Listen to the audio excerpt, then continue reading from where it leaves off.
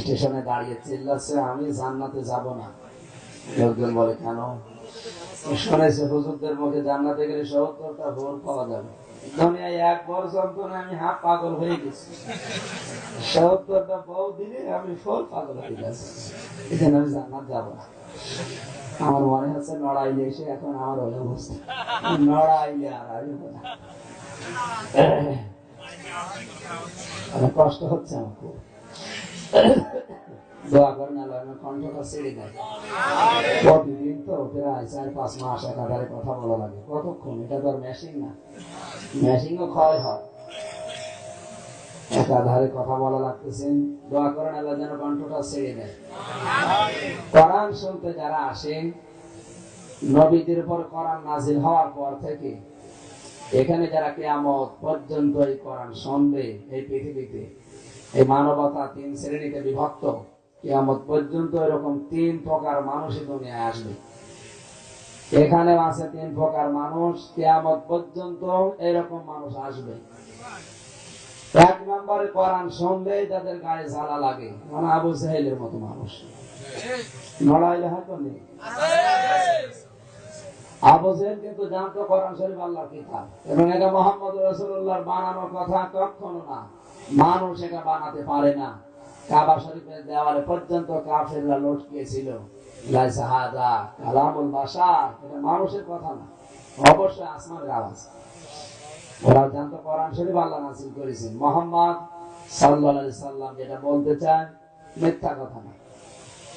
আবু জাহেল এটা জানতো, কারণ নাম ছিল আবুল হাকাম, জ্ঞানের পিতা। রাস্তা দিয়ে যদি উট হেঁটে যেত, পায়খানা করতো যদি ওই উট, উটের পায়খানা গবেষণা করে উটের পায়খানার দিকে তাকিয়ে বলতে পারতো এই উটের মালিক অমক, অমক বংশের উট। এটা কি জ্ঞান তার, চিন্তা করতো। ও জ্ঞান দিয়ে বুঝেছিল মুহাম্মদ রাসূলুল্লাহ যেটা বলতে চাই, এটা যদি আমি মেনে নেই, তা আমার যে চেয়ার, এই চেয়ার থাকবে না। জনগণ যদি মুহাম্মদ রাসূলুল্লাহর কথা মতো কোরআন শরীফ মেনে নেয়, আর কোরআনে যা যা বলতে চায় ওর সাথে আমার জীবনের মিল নেই, এজন্য জানার পরও বিরোধিতা করেছিল। ও নিজে শুনবে না তা না, অন্য কেউ যেন শুনতে না পারে, এই জন্য রাষ্ট্র ক্ষমতায় থাকাকালীন রাষ্ট্রীয় আইন পর্যন্ত পাশ করেছিল সংসদে। আইন ছিল এরকম, ওয়াকালাল্লাযীনা কাফারু লা তাসমাউ লিহাযাল কুরআন ওয়ালগাউ ফীহি লাআল্লাকুম তাগলিবুন। সূরা হামিম 26 নম্বর আয়াতে আল্লাহ জানিয়েছেন আবু জাহেল কিয়ামত পর্যন্ত থাকবে না। ও খুব বেশি হলো 40-50 বছর মারা যাবে, কিন্তু ওর নাতিপতি ওর রক্তের সম্পর্কের মানুষগুলো কিয়ামত পর্যন্ত প্রেতাত্মারা আসবে। ও যেরকম সিদ্ধান্ত নিয়েছে দুনিয়াতে কোরআনের ব্যাপারে, ওর প্রেতাত্মা যারা আসবে তারা ঠিক ওই রকম সিদ্ধান্ত নেবে। আবু জাহেল বলেছিল সব চলতে দেওয়া যাবে আমার দেশে, লা তাসমাউ লিহাযাল কোরআন, এই কোরআন যেন শুনতে পায় না কেউ। তোমরা নিজেরা শুনবে না, মানুষদেরকে শুনতেও দেবে না। শুধু তাই না, কোরআন যেখানে মুহাম্মদ রাসূলুল্লাহ বলতে চায় ওই পরিবেশটা নষ্ট করে দেবে, ওই মাহফিল ভঙ্গ করে দেবে, ঢোল ঢুকি তবলা বাজাবে, অশান্ত পরিবেশ তৈরি করবে, আতঙ্ক তৈরি করে দেবে। দরকার হয় বিশৃঙ্খলা বাঁধাবে, ওই জায়গাটায় মারামারি গন্ডগোল হট্টগোল লাগিয়ে দেবে, মানুষ যেন শুনতে না পারে। কারণ আমার যেটা ধারণা, মানুষ যদি কোরআন না শোনে, আমাদের যে অবৈধ জমজমাট ব্যবসা এটা টিকে যাবে, অসুবিধা নেই, আমরাই বিজয় হব, গালেব হব। জোরে বলেন নাউজুবিল্লাহ। আবু জাহেলের এই সিদ্ধান্তটা এখন পৃথিবীর সাথে মিলান, অনেক নামধারী মুসলমানের সাথে সিদ্ধান্ত মিলে যাচ্ছে। কথা বলেন ঠিক কিনা? যদি মিলে যায়, দোষ কি তাদের না আমার আল্লাহ? বলেন। এই এখানে একটু চুপ করা লাগবে, কি হচ্ছে কি?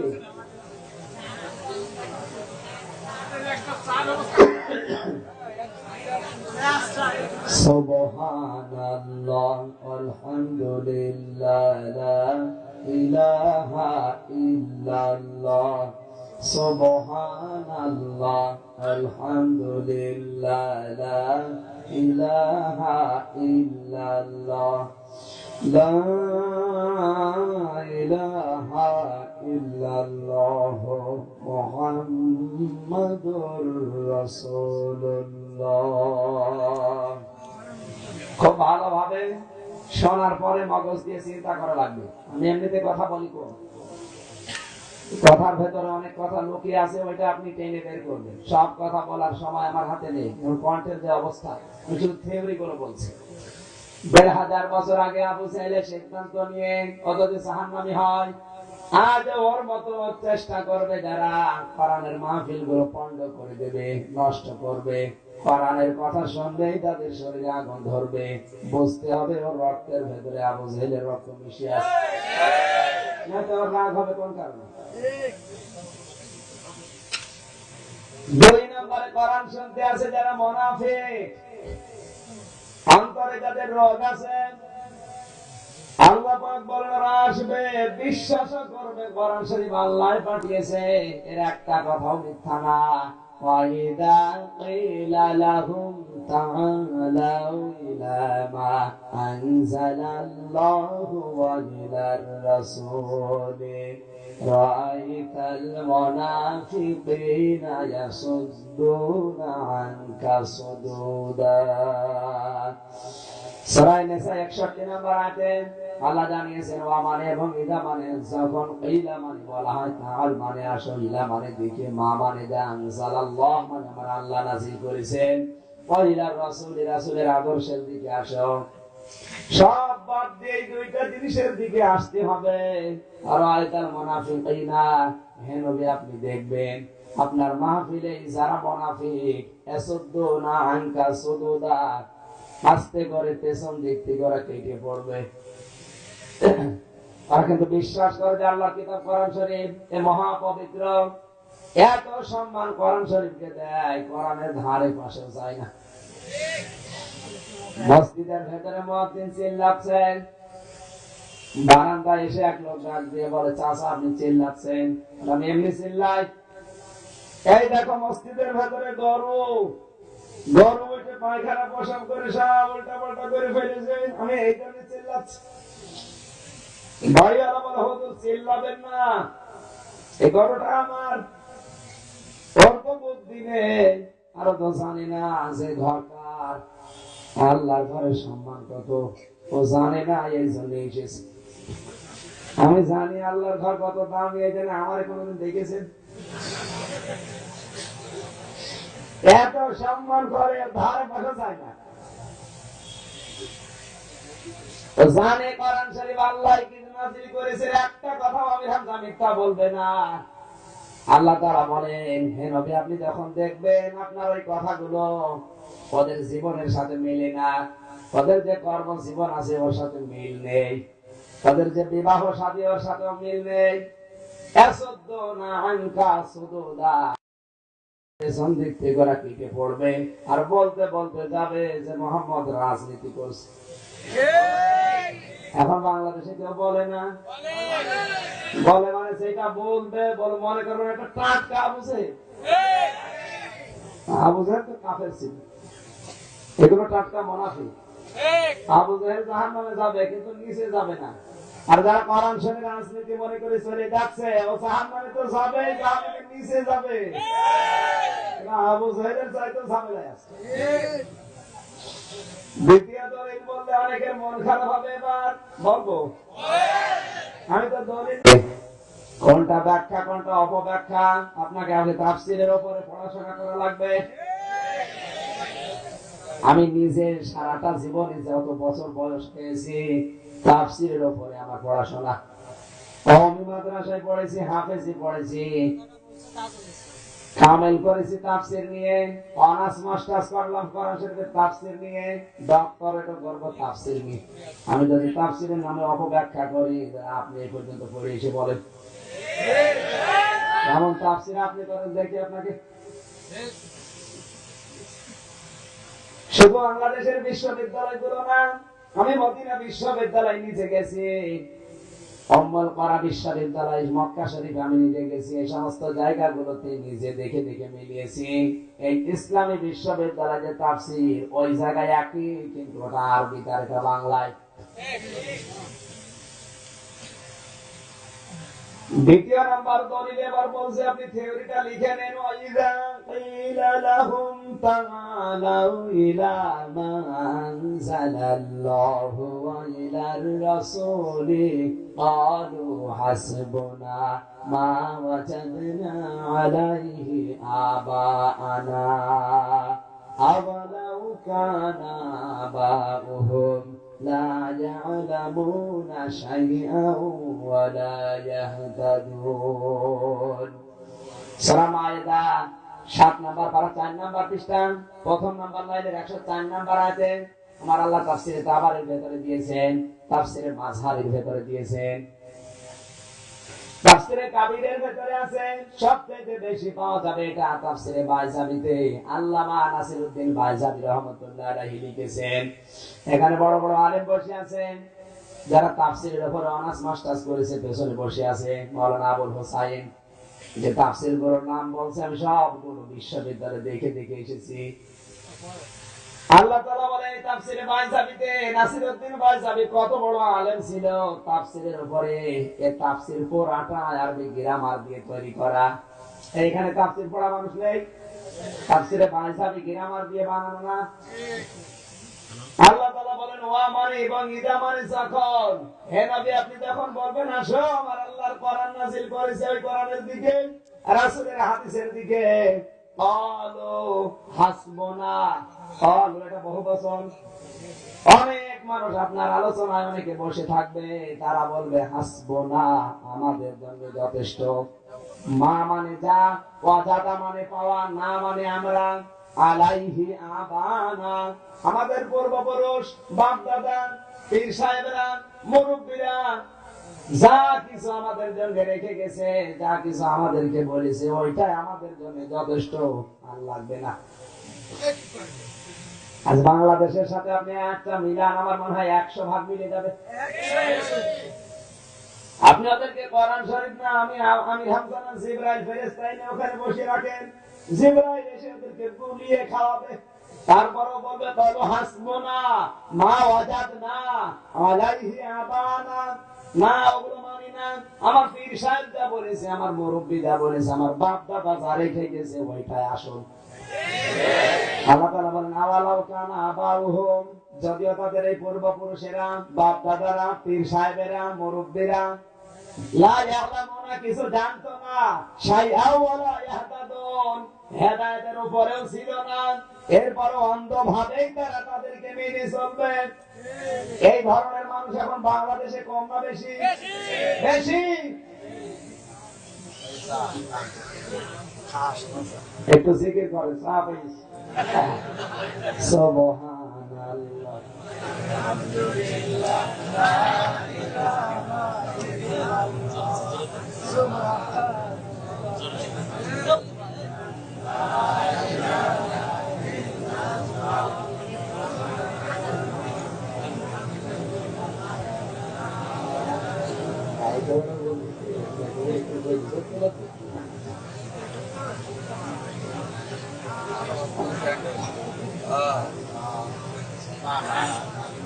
একটু কান দিয়ে মগজ দিয়ে শুনবে। আশা করা যায় আজকের আলোচনাটা আমাদের হেদায়েতের পথ দেখাবে ইনশাআল্লাহ। আজ কিছু নতুন তথ্য আমি কোরআন থেকে বের করবো, আল্লাহ যেন তৌফিক দেন। আমরা কি কিচ্ছা কাহিনী শোনার জন্য এসেছি? ওসব আমাদের মুখস্থ আছে, ওসব দরকারও নেই। যার কোনো ভিত্তি নেই ওটা শোনার দরকার নেই। যেটা ভিত্তি আছে আমার আল্লাহ যেটা দিয়েছেন, রাসূল যেটা দিয়েছেন, দলিল সহকারে শুনবো। যদি আমল করতে নাও পারি, কোরআনের কথা যদি কেউ শোনে মন দিয়ে, নবীজি বলবো যদি আমল করতে নাও পারে তা সওয়াব হবে। আর যদি বানানো কিচ্ছা কাহিনী শোনে আর ওর উপর যদি আমল করে ওর কবিরা গুনাহ হবে। বলেন এটা খুব ভেরি স্ট্রেট হবে, মন দিয়ে শুনবেন। কি বললেন আল্লাহ? যদিও তাদের পূর্বপুরুষেরা, বাপ দাদারা লা ইয়ালামুনা শাইআ কিছু জানতো না আমার দ্বীনের ব্যাপারে, কোরআনের ব্যাপারে, ওয়া লা ইয়াহতাদুন হেদায়েতের উপরও তারা ছিল না। এরপরও কিছু মানুষ অন্ধভাবে ওরা তাদেরকেই মেনে চলবে, আপনি যতই বোঝান আপনার বোঝা নেবে না। এলাকায় কে বা কারা কথা করেছে সূরা আরাফের 3 নম্বর আয়াতের ব্যাখ্যা আমি অপব্যাখ্যা করেছি, আপনি লিখে নেন, এখন বাড়িতে মেলাবেন। আমি নিজে 42টা তাফসীর দেখেছি আয়াতের সাথে, একটা ভুল হতে পারে আর একটা তো ঠিক হবে। 42টা তাফসীরের মুফাসসির একমত, আপনার হয়তো ওই জ্ঞানটা নেই। ইঞ্জিনিয়ার একটা বিল্ডিং এর প্ল্যান দিয়েছে, রাস্তা দিয়ে ভ্যান চালক যাচ্ছে, বলছে স্যার এই প্ল্যানে ভুল হয়েছে, ওর দাঁত মুখ খুলে ফেলা দরকার না। প্ল্যান দিয়েছে ইঞ্জিনিয়ার, অনার্স মাস্টার্স করে এসেছে ওই সাবজেক্টের উপরে, আর ভ্যান চালক সারাদিন ভ্যান চালিয়ে মাথা হয়তো গরম, আন্দাজে রাখবে। তাফসীর মাহফিলে তাফসীর করার জন্য আমি শেষ করে আসলাম তাফসীর, সেখান থেকে আমি পড়ে পড়ে শোনাচ্ছি, আর ভ্যান চালাতে মাথা গরম হয়ে গেছে, আন্দাজে ভুল করছে। তাকে ভুল ধরার জন্য আগে ওই পর্যন্ত শেষ করে আসে ভুল ধরে, অথবা তাফসীরটা আপনি নিয়ে এসে খোলেন, আমি ব্যাখ্যা করি না অপব্যাখ্যা করি, তখন বোঝা যাবে। ইত্তাবিউ মা উনজিলা ইলাইকুম মির রাব্বিকুম ওয়া লা তাত্তাবিউ মিন দুনিহি আউলিয়া ক্বালিলাম মা তাযাক্কারুন। খুব ভালোভাবে মিলাবেন, এই চাইটা ভেঙে বলার আমার কোনো কায়দা নেই। সূরা আরাফ 8 নম্বর পারা 10 নম্বর পৃষ্ঠা 3 নম্বর লাইনের প্রথম নাম্বার রুকু 3 নম্বর আয়াত, তাফসীরে ফি সিলালিল কোরআনে আছে, তাফসীরে বাইজাবিতে আছে। আল্লাহ বলেন ইত্তাবিউ, অনুসরণ করো, এটা জমা ছিল। সবাইকে আমি আল্লাহ বলছি সবাই মিলে অনুসরণ করো। মা মানে যা, উনজিলা রাসূলের সিগা, যেটা নাযিল করা হয়েছে ইলাইকুম তোমাদের প্রতি, মির রাব্বিকুম তোমাদের রবের পক্ষ থেকে। আজ পৃথিবীতে সে যেই হোক সবাই জানে যে আমাদের রবের পক্ষ থেকে যেটা এসেছে তার নাম কি? কোরআন। আর কি কিছু বলা লাগবে? অনুসরণ করা লাগবে কোরআনের। শুধু একজন না, তাহলে আল্লাহ কাদিত উনজিলা ইলাইকা তোমার উপরে যেটা নাযিল করেছি সেটা অনুসরণ করো। আল্লাহ বলেন না, উনজিলা ইলাইকুম জমির বহুবচন, সবাই মিলে অনুসরণ করো কি? যেটা তোমাদের উপরে তোমার রবের পক্ষ থেকে এসেছে।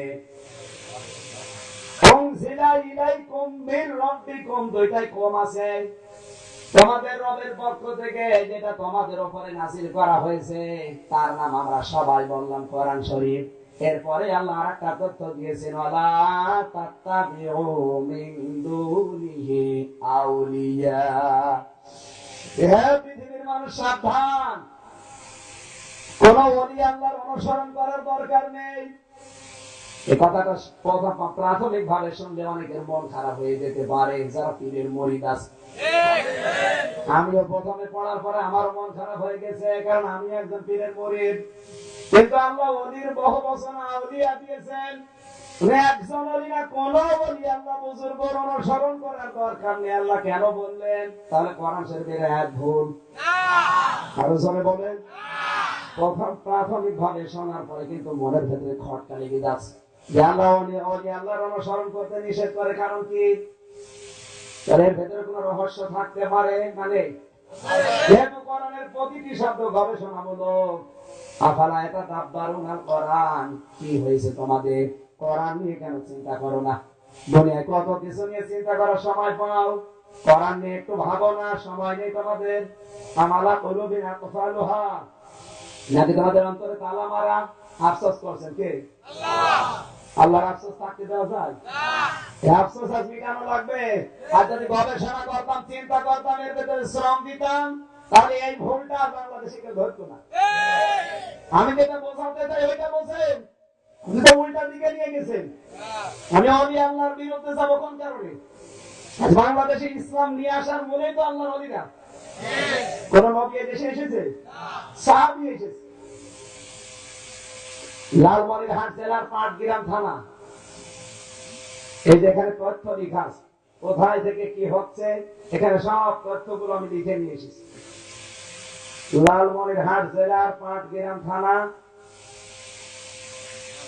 পাথর পাওয়া যায় ওই এলাকায়। আমাদের এলাকায় যেমন মাটি খুঁড়লে নিচে আলু পাওয়া যায়, হলদে পাওয়া যায়। কথা বলছেন?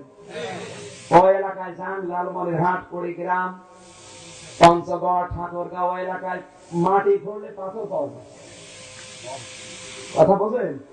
মাটি খুঁড়তেছে, পাথর পাওয়া যায়। ওই পাথর আবার আমাদের আলু যেভাবে লাগানো হয় ওইভাবে লাগায়, ওই পাথর বড় হয়। ওই পাথর গুলো তো আসে এই যে রোড ঘাট কি দিয়ে হয়, ওখান থেকে নিয়ে আসে। এটা সাল হচ্ছে 2013 সাল। প্রত্যেকটা কথার দলিল আমি লিখে লিখে নিয়ে এসেছি। 2013 সালে ওখান থেকে মাটি খুঁড়তে খুঁড়তে পাথর পাচ্ছে, এমন নিচে গেছে দেখে একটা মসজিদের মিনার। মসজিদের মিনার যখন পেয়েছে চিন্তা করছে অবশ্যই এখানে মসজিদ আছে, হয়তো ঢাকা পড়ে গেছে। ওই মসজিদের মিনার খুঁড়তে খুঁড়তে দরজার কাছে লেখা দেখেছে লা ইলাহা ইল্লাল্লাহু মুহাম্মাদুর রাসূলুল্লাহ।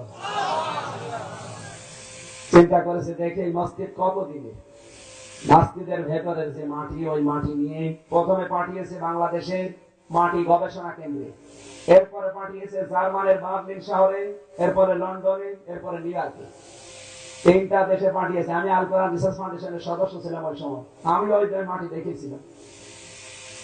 বাংলাদেশে যেহেতু মাটি পরীক্ষা করার অত্যাধুনিক ওই যন্ত্র নেই যেটা আছে বার্লিন শহরে, জার্মানি, ওই দেশে পাঠানোর পরে ওরা মাটি গবেষণা করে তথ্য দিয়েছে এই মাটিটা কতদিন বয়স হতে পারে। বয়সের তারতম্য দিয়েছে 1473 বছরের আগে। এই যে কালেমা লেখা আছে মাটিটা দিয়ে, এই মাটিটার বয়স 1473 বছর। যখন পাওয়া গেছে লালমনিরহাট পাটগ্রাম থানায়, তখন সাল চলছে 2013 সাল। ওই সময় আমরা হিসাব করে দেখেছি বিশ্ব নবী ওই সময়ও 3 বছর জীবিত ছিল। নবীজি পৃথিবীতে জীবিত থাকতেই তার সাহাবায়ে কেরাম এই বাংলাদেশে এসে মসজিদ বানিয়েছে। কথা বলছেন না? এই বাংলাদেশের সবচাইতে পুরাতন ধর্ম কিন্তু ইসলাম ধর্ম। আমরা অনেকে বলি সনাতন ধর্ম হচ্ছে পুরাতন। না, সনাতন ধর্ম হিন্দু ধর্ম না, সনাতন ধর্ম হচ্ছে মুসলমানের ধর্ম। সনাতন মানে পুরাতন। সনাতন মানে কি? পৃথিবীর সবচেয়ে পুরাতন ধর্মের নাম ইসলাম। আজ অনেকে হিন্দুদের ভোট নেওয়ার জন্য, খুশি করার জন্য ওদের মন্দিরে যে বলে এই কথা বলা লাগবে, নিচে নামবো। চারিদিকে তো কিরামান কাতিবিন সব দাঁড়িয়ে আছে। আমি যেটা বলবো লিখবে, না বলবো তা বানিয়ে লিখবে। কিরামান কাতিবিন যারা আছেন সাবধান, একটা কথা যদি বানিয়ে লেখেন কিয়ামতের দিনে আপনার বিরুদ্ধে আমি আল্লাহর দরবারে বানিয়ে লিখবো। আপনি উল্টা পাল্টা তথ্য দিয়ে আমাকে কালা করবেন নাকি বেশি করে ফেলবেন? অনেক মানুষ তো হিন্দুদের ভোট নেওয়ার জন্য, ওর মন রাখার জন্য ওদের দরগায়, মুসলমান ওদের পূজা মণ্ডপে গিয়ে বলে আমরা সর্বজনীন সনাতন ধর্ম এসে হাজির হইলাম। সনাতন ধর্ম কি ওইটা? না, সনাতন ধর্ম তো নিজের ধর্ম। কথা বলেন। আমি যে কথাটা বলছিলাম, বিশ্বনবী মুহাম্মদুর রাসূলুল্লাহ 3 বছর জীবিত ছিল, সেই সময় বাংলাদেশে ইসলাম চলে এসেছে। আমার কথা তার কেটে গেলে আপনি একটু ধরিয়ে দেবেন। কি বলছিলাম বলেন? বলতেছিলেন আউলিয়ার অনুসরণ। মিন দুনিহি আউলিয়া, অলির বহু বচন আল্লাহ আউলিয়া দিলেন কেন? ভুল যারা বোঝেন তারা আজকে সাবধান এবং সতর্ক হওয়া লাগবে। আপনি ভুল বুঝবেন না, আমি আপনার শত্রু না। আল্লাহ তাত্তাবিউ মিন দুনিহি আউলিয়া, কোন ওলির অনুসরণ করার দরকার নেই। আল্লাহ এই জন্য জানিয়েছেন, আল্লাহ ভালোভাবে জানেন পৃথিবীতে এমন সময় আসবে কিছু মুসলমান ওরা আল্লাহর চাইতে আব্বাকে বড় মনে করবে। আজ বাংলাদেশে সব পীরের মুরিদ এক না, অনেক পীরের মুরিদ অন্ধ ভক্ত, আল্লাহর চাইতে ওরা আব্বাকে উপরে মনে করে। গায়েবের খবর জানে কে? আরো জোরে নবীজি জানে, অথচ বাবা জানে, কত বিশ্বাস করে। অনেক পীরের মুরিদ আছে ওর বাবা গায়েব জানে, বিশ্বাস করে, ওর বাবা যা বলবো তাই মানে। এই জন্য আল্লাহ জানিয়েছেন সাবধান, অনুসরণ করবো আগে কোরআনে, কোন ওলির অনুসরণ করার দরকার নেই। তারা এই ওলি আল্লাহর অনুসরণ করতে গিয়ে অনেক মানুষ আমি আল্লাহ বাদ দিয়ে ওদেরকে বড় করে করবো। এখন তাই করছে না? আপনি দেখতে চান, যান আগ্রসী যান, দেখতে চান, আপনি দেওয়ানবাগে যান। এই দেওয়ানবাগের যে শয়তান ও শয়তানের ফেসবুকে আজকে দেখলাম বাংলাদেশ স্বাধীনতার এই যে 26শে মার্চ গেল গত কয়েকদিন আগে, 2 দিন আগে না 1 দিন আগে গেছে, ও ঘোষণা দিয়েছিল নাকি ওই সময় যে বাংলাদেশ স্বাধীন হবে, তার আগাম ভবিষ্যৎ মানে আমি দেখলাম। ওরে শয়তান, নবী যেটা আগাম জানে না ও শয়তান জানে কোন কায়দায় বলেন? কিন্তু ওর মরিদ যারা হয় আপনি দেখেন, ওরা কিন্তু ওর কথা ওইটাও বিশ্বাস করে না। আমার বলিস আল্লাহ তাআলা বলেন আমি যেটা নবীকে জানাই সেটা বাদ দিয়ে আমার নবীও গায়েব জানে না, আর নবী চাইতেও বড় হয়ে গেছে। আর শয়তান এমন এমন কথা বলেছে ওর কিতাবে, ও লিখেছে আমি মোহাম্মদকে দেখলাম উলঙ্গ হয়ে পড়ে আছে, মোহাম্মদের মেয়ে ফাতেমাকে আমি বিয়ে করেছি, এই কথা লিখেছে। ওর কোনো বিচার নেই, যত বিচার আমি হামসা শাস্তা পেয়েছে আমার। আমি তো ওলি আল্লাহর অনুসরণ করতে আপনাকে নিষেধ করছি না, করছি এই কারণে, এই যে এরকম কারণ সেই জিনিস যত আসল তার নকলের হয় তত বেশি। আল্লাহর ওলি তো ভালো জিনিস, আল্লাহর ওলি তো তারা যারা শিরিক মুক্ত জীবন গঠন করার জন্য আন্দোলন করে। আল্লাহর ওলি ছিল এই বাংলাদেশে শাহজালাল, এক হাতে ছিল তরবারি আর এক হাতে কোরআন শরীফ। আল্লাহর ওলি ছিল শেখ ফরিদ, আল্লাহর ওলি ছিল শামসুল হক ফরিদপুরি। পৃথিবীতে শিরিক বিদায় করার জন্য তারা সর্বাত্মক চেষ্টা করেছে। শিরিকের বিরুদ্ধে বাংলাদেশে অগ্রণী ভূমিকা পালন করেছিল আমাদের বিশ্ববিদ্যালয়ের ডক্টর আব্দুল্লাহ জাহাঙ্গীর। আসতে বলে কত শিরিক এই দেশ থেকে, তিনি একজন পীরের জামাই, একটা পীরের জামাই, তারপরও তার পীর সাহেবের দরবার থেকে কত শিরিক তুলে দিয়েছে। উনি নিজে বলছিল একবার এক সেমিনারে, হুজুর ক্যাবলা বলা লাগে আমার শ্বশুরকে, আমি আমার শ্বশুরকে কোনোদিন হুজুর ক্যাবলা বলি না, এজন্য আমার শ্বশুরের রাগ। সারা দেশের মানুষ আমার ক্যাবলা বলে আর আমার জামাই আমার ক্যাবলা বলে না। আর হুজুর ক্যাবলা দেশে আছে না নেই? তার শ্বশুর তার অত শিক্ষিত না, ডক্টর আব্দুল্লাহ জাহাঙ্গীর রিয়াদ বিশ্ববিদ্যালয় থেকে অনার্স মাস্টার্স করা, ডক্টরেট করা হাদিসের উপরে। তাম বাংলাদেশ না, তাম দুনিয়ায় যদি হাদিসের উপরে 10 জন জ্ঞানী মানুষ থাকে, মরহুম ডক্টর আব্দুল্লাহ জাহাঙ্গীর একজন।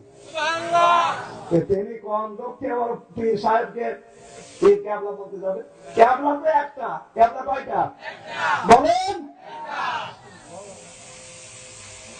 উনি জানতো যে ক্যাবলা একটা, নতুন নতুন ক্যাবলা বের হয়েছে, এটা আমি বলতো না। উনি নিজে বলছেন আমার শ্বশুর আমার উপর রাগ যে আমি ক্যাবলা বলি না।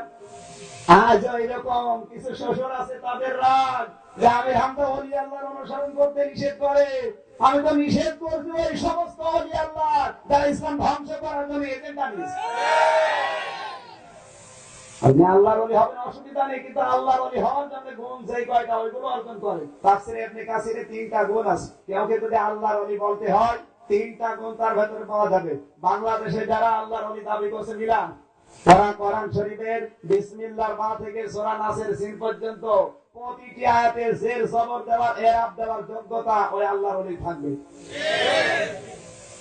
এদেশে এখন 48,000-এর উপরে আল্লাহর ওলি, 48,000 সবগুলো এখানে বসান। প্রতিটি আয়াতে জের জবর এরাব দেওয়ার যোগ্যতা যদি প্রত্যেকটা থাকে, আমি জীবনে কথা বলবো না। এরাব দেওয়া অত সহজ না, মেড়া আরবি পড়া পায়জামা গরম হয়ে যাবে আপনার।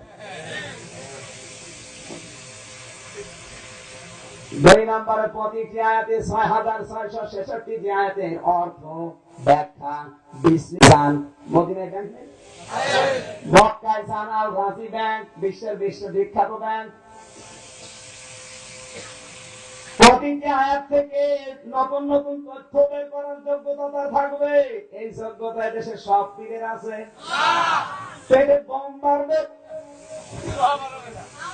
আলিমও বের হবে না, এমনও পীর আছে। বাবা ছিল পীর, মরে গেছে, আস্তে করে গদিতে বসে গদ দিনশীল পীর, গদ দিনশীল শয়তান।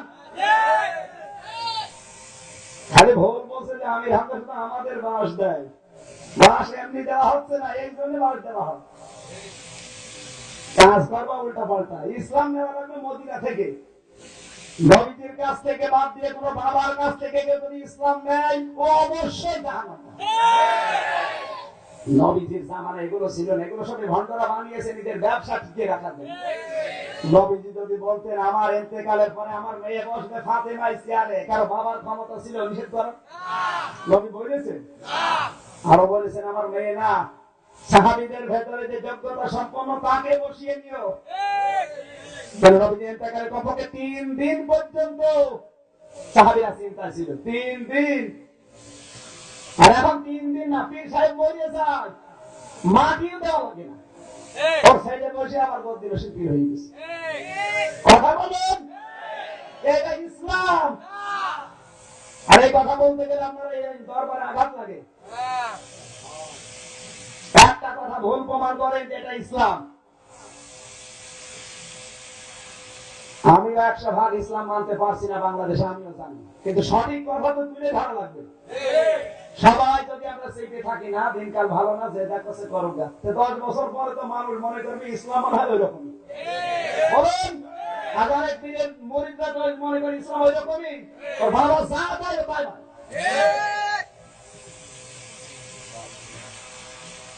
আল্লাহ তো এমনি আফসোস করেন না, এমনিতে এই কথাটা জানান না। যতগুলো তাফসীরের মুফাসসির এই কথা লিখেছে যে আল্লাহ জানে অনেক পীরের মুরিদ আসবে দুনিয়ায় এরকম কথা বলবে। এটা আল্লাহ আগে জানিয়েছে, সাবধান। আমরা তো আমি আল্লাহ বাদ দিয়ে বাবাকেই বড় মনে করবে, এই জন্য ওদের দরকার নেই। আগে কোরআন শরীফ অনুসরণ করো, তারপরে দেখো তোমার বাবা ঠিক আছে কিনা।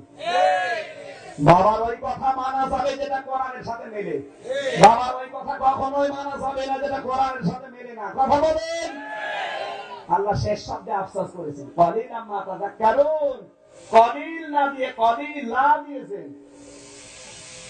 আফসোস আমি আল্লাহ, আমার এই বক্তব্য শোনার পরে সবার মন ঘুরবে না, অল্প মানুষ উপদেশ নেবে, বাকিগুলো সব মুখ ফিরিয়ে চলে যাবে। এখানে এরকম মানুষই বেশি। এত করে বোঝানোর পরেও যদি কারো মন পরিবর্তন না হয়, ও যদি অন্ধভাবে ওর বাবাকে মেনে চলে, আমি গ্যারান্টি দিচ্ছি ওর কপালে জাহান্নাম লেখা হয়ে যাবে। কোরআন শরীফ যদি আপনাকে পথ দেখাতে না পারে, আপনাকে কোন বাবা পথ দেখাবে? বলেন। এরপরও যদি কেউ কথা মিথ্যা ছড়ান যে আমি হাতে ভুল ব্যাখ্যা করেছি, আপনি আসেন, কোন আলেম নিয়ে আসবেন, এখানে নিয়ে এসে বসান। আমি তো ওইটা বলতে চেয়েছি, হক্কানি আল্লাহর ওলিদের আমি তাদের বিরুদ্ধে না। আপনি আল্লাহর ওলি হওয়ার জন্য শিরক বেদাত মুক্ত করার জন্য চেষ্টা করে, নিজের দরবারে শিরক, নিজের দরবারে হারাম কাজ জারি। রাজতন্ত্র জায়েজ নেই, হারাম হারাম এবং হারাম। সেই দরবারে এটা জারি আছে, ওটা পীর না, ওটা শয়তান। সেই হোক, রাজতন্ত্র কায়েম করে বসে আছে, হাজারো ভালো ভালো মুরিদ আছে, তাদের দেয় না, নিজের বড় শ্রেণীকে বসিয়ে রেখেছে। ও জানে যে অন্যজনকে দিলে দরবার তার হাতে চলে যাবে, আমার ব্যবসা পৌঁছি শেষ। এক কথা বলা লাগবে, আপনি মন খারাপ করেন কোন কারণে? আপনাকে বলছি আমি না, মানে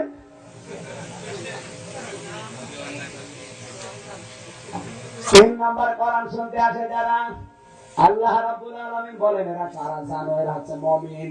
ইন্নামাল মুমিনুনা আল্লাযীনা ইযা যুকিরাল্লাহু ওয়াজিলাত কুলুবুহুম ওয়া ইযা তুলিয়াত আলাইহিম আয়াতুহু যাদাতুহুম ঈমানা ওয়া আলা রাব্বিহিম ইয়াতাওয়াক্কালুন। সূরা আনফাল 9 নাম্বার পারা 16 নাম্বার পৃষ্ঠা 3 নাম্বার লাইনের প্রথম নাম্বার রুকু 2 নাম্বার আয়াতটা তাফসীর ইবনে কাসির থেকে শোনাচ্ছে। আল্লাহ তাআলা বলেন মুমিন তারা যাদের সামনে আল্লাহর আয়াত পড়লে তাদের অন্তরাত্মা কেঁপে ওঠে। সুবহানাল্লাহ। মুফাসসির লিখেছেন, নবীজি বলেন নিচে প্রতিটি বনি আদম সন্তানের বাম স্তনের 2 আঙ্গুল নিচে একটা গোশতের টুকরা আছে।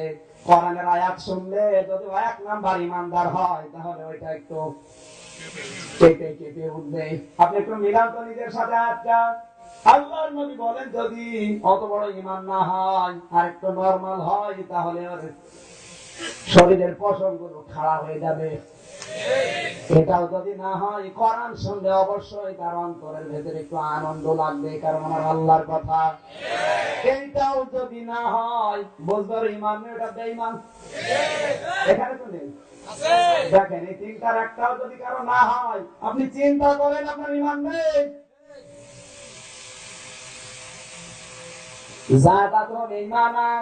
কোরআনের তেলাওয়াত যখন শুনবে, তখন তার ঈমান আমি আল্লাহ দিন দিন বৃদ্ধি করে দেব। আলা রাব্বিহিম ইয়াতাওয়াক্কালুন। কোরআন শোনার পরে এমন সিদ্ধান্ত নেবে, তামাম দুনিয়াও যদি বোম মারা হয়, তাও সে নড়বে না। জোরে বলুন সুবহানাল্লাহ। আলা রাব্বিহিম ইয়াতাওয়াক্কালুন। বাড়ি যাওয়ার আগে সিদ্ধান্ত নেবে যে মরণ পর্যন্ত এই কথাগুলো আমি ছাড়বো না, সব বিষয়ে ভরসা করবো আমার আল্লাহর প্রতি। জোরে বলেন আল্লাহু আকবার। এই তিন প্রকার মানুষ কোরআন শুনছে, কিয়ামত পর্যন্ত শুনবে। আমরা যদি এই 3 নাম্বার শ্রেণীতে পড়তে পারি, আমাদের কপাল ভালো। আর যদি উপরে বর্ণিত ওই দুইটাই পড়ি, কপাল খুব ভালো হবে। আরো জোরে বলেন আল্লাহ তুমি হেফাজত করো। জোরে বলেন আমিন। দরুদ পড়ি, সালাম পড়ি আমাদের নবী, মানবতার মহান শিক্ষক মুহাম্মদ রাসূলুল্লাহ সাল্লাল্লাহু আলাইহি ওয়াসাল্লামের প্রতি। আমার আজকের আলোচনার বিষয় সূরা কাউসার। ছোট্ট একটা সূরা পড়েছি, পুরা কোরআন শরীফের সব চাইতে ছোট সূরা। আর আমার মনে হয় যত কথা আল্লাহ এই সূরার ভেতরে দিয়েছে। ভালো করে শুনবেন, নতুন কিছু তথ্য এখান থেকে আমরা চেষ্টা করবো। আল্লাহ যেন আমাদের বের করার তৌফিক দেয়। আল্লাহ না দিলে আমার ক্ষমতা আছে? বলেন। আল্লাহ যেন আমাকে দিয়ে এই কথাগুলো বের করান। জবান খুলে পড়েন, আউযু বিল্লাহি মিনাশ শাইতানির রাজিম, বিসমিল্লাহির রাহমানির রাহিম। ইন্না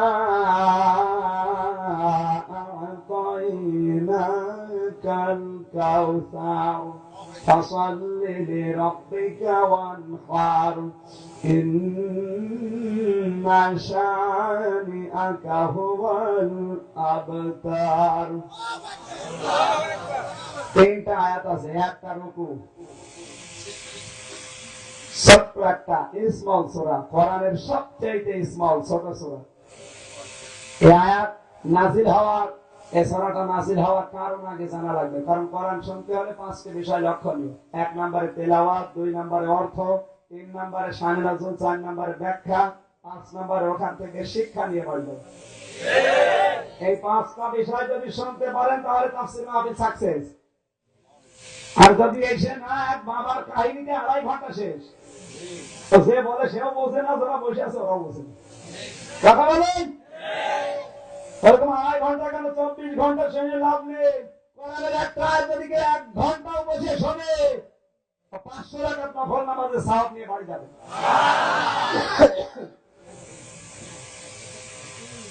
মক্কায় নাযিল করেছেন আমার আল্লাহ।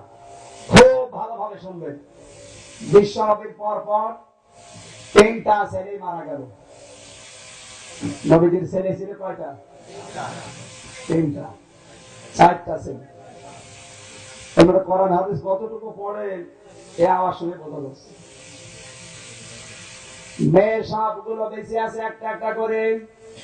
4টা ছেলে একটা একটা করে যখন মারা গেছে, সবচাইতে আপনজন যারা, তারাই তার বিরুদ্ধে অবস্থান নিয়েছে। যেমন নিজের আপন চাচি উম্মে জামিল মানুষদেরকে বাড়িতে বেড়ে ঘোষণা দিচ্ছে, আব্দুল্লাহ পুত্র মোহাম্মদ এতিম এমনিতেই ও মারা গেলে ওর বংশে বাতি দেওয়ার মতো আর কেউ থাকবে না, হয়ে যাবে। মানে নাই নবীজির। তারপরে আবার সৈনিকগুলো মারা শিক্ষা দিচ্ছে। কথা বলেন ঠিক কিনা? এমনিতে বিপদে পড়লে বাইরের মানুষ কিছু খারাপ হয়, আপন মন আরো বেশি খারাপ হওয়ার কথা। বদনাম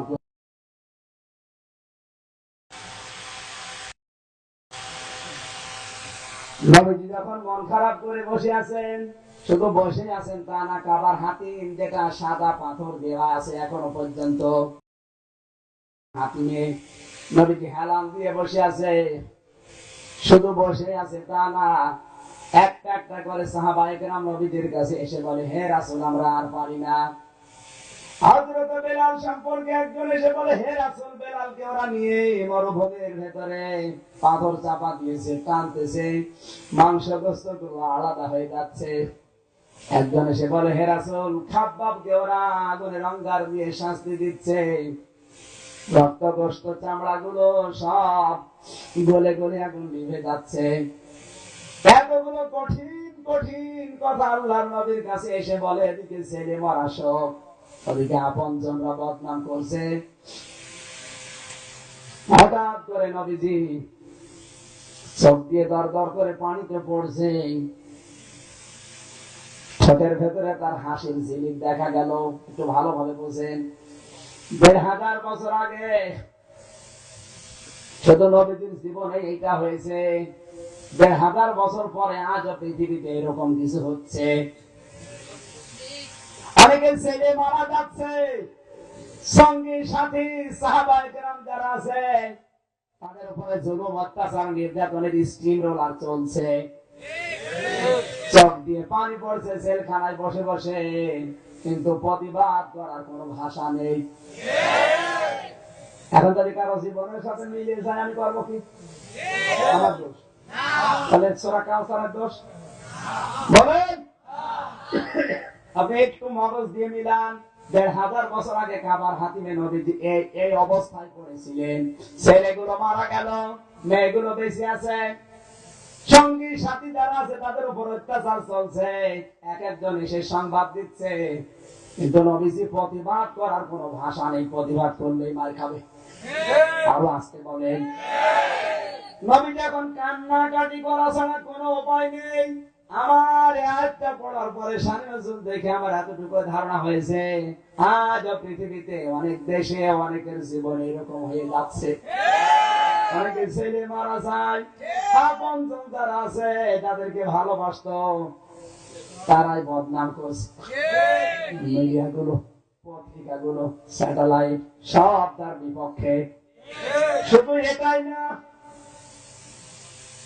এমনকি সঙ্গী সাথী যারা আছে প্রতিদিন তাদের নামে হামলা মামলা, জেল জরিমানা, অত্যাচার জুলুম নির্যাতন, গ্রেফতারের অত্যাচারের স্টিম রোলারের খবর আসতেছে। নবীজি যেমন কাবার হাতিমে বসে কাঁদছিলেন, আজ অনেকেই জেলখানায় বসে বসে কাঁদে, চোখ দিয়ে পানিগুলো পড়ে, কিন্তু প্রতিবাদ করার ভাষা নেই। হঠাৎ করে তার ঠোঁটের ভেতরে হাসির ঝিলিক দেখা গেল। হযরতে নাম আছে ওই জায়গায়, হযরতে আনাস রাদিয়াল্লাহু তাআলা আনহু, তিনি ডাক দিলেন, হে রাসূল সাহাবায়ে কেরামকে মানুষ মারে, আপনার ছেলেগুলো একটা একটা করে মারা যায়, আর আপনি এই ফাঁকে চোখের ভেতরে পানি, হঠাৎ করে হাসির ঝিলিক ঠোঁটের, কারণ কি? কান্নার ভেতরে আপনি হাসেন, আপনার কি মাথা খারাপ হয়ে গেল? আল্লাহর নবী বলেন, আনাস আমি যা দেখি তুমি দেখতে পাও না। আমি তো শুধু কাঁদি না, আমি কাঁদছিলাম ঠিক, কিন্তু হঠাৎ করে দেখি ফেরেশতা জিবরাইল আমার সামনে দাঁড়িয়ে হাসতেছে। শুধু হাসে না, আমাকে কয়েকটা সুসংবাদ দিয়েছে, আর এই মুহূর্তে আমার কাছে সূরা কাউসারটা নাযিল হয়ে গেল। কাউসারটা পাওয়ার পরে আমার ঠোঁটে হাসির ঝিলিক এসেছে, কারণ তোমরা এখনই বুঝবে না কাউসার বলতে আল্লাহ কি বোঝায়, আমি বুঝে ফেলেছি। প্রেম যারা করে, এখানে প্রেম করা মানুষ নেই? বিয়ের আগে প্রেম করেছেন কার? হাত তোলেন তো।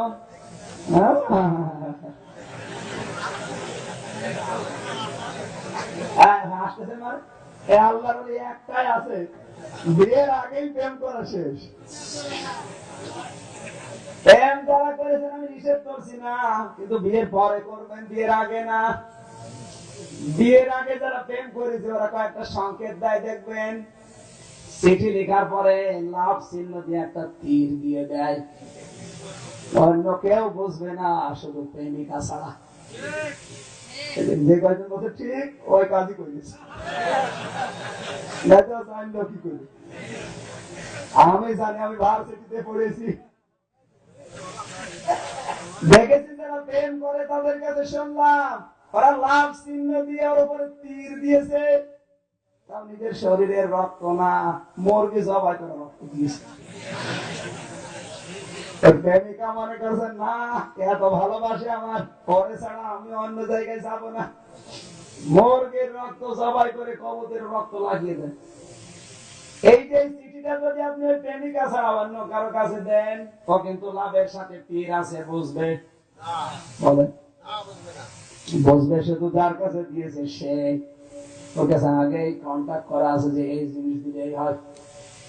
পাশের সাহাবী আনাস কিছুই বোঝে নাই, আল্লাহর নবী বুঝে ফেলেছেন আমার আল্লাহ কি জানতে চেয়েছে।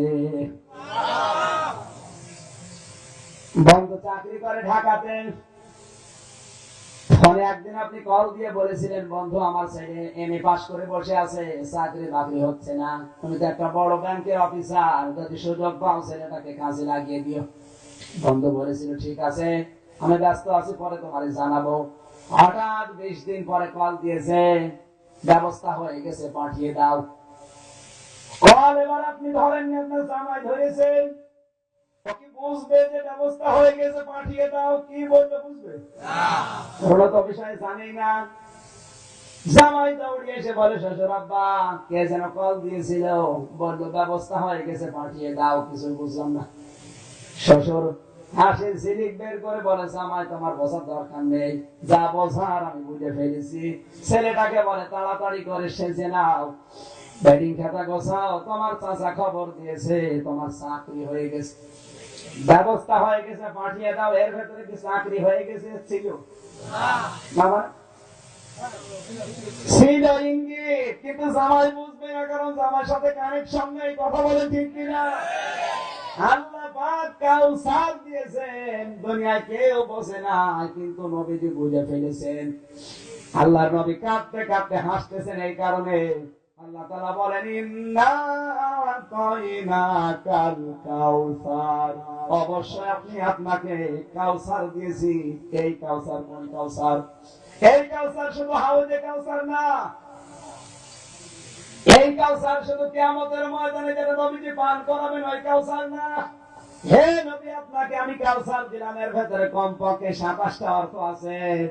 এক নম্বরে আপনার ছেলেগুলো একটা একটা করে মারা গেল, 4টা ছেলেই মারা গেছে। দুনিয়ার মানুষ আপনাকে হাট করে বলে, আপনাকে নির্বংশ বলে, আপনার আপন আত্মীয়, আপনার আপন চাচি আপনার বিরুদ্ধে কথা বলে। আপনাকে আমি কাউসার দিয়ে সুসংবাদ দিলাম, 4টা ছেলে আমি নিয়েছি, কিন্তু কোটি কোটি রুহানি সন্তান আপনাকে আমি আল্লাহ দিয়ে দেব।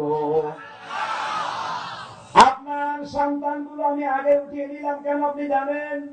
কারণ আপনার সন্তান যদি বেঁচে থাকতো, এই দুনিয়ায় যত নবী পাঠিয়েছিলাম তাদের যত সন্তান ছিল অধিকাংশ গুলো ছিল নবী।